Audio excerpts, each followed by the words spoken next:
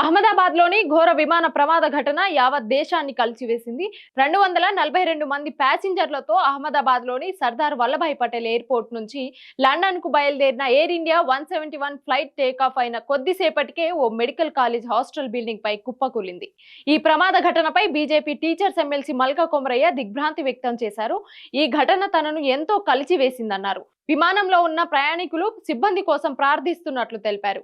బాధిత కుటుంబాలకు అందరూ అండగా నిలవాలని కొమరయ్య పిలుపునిచ్చారు.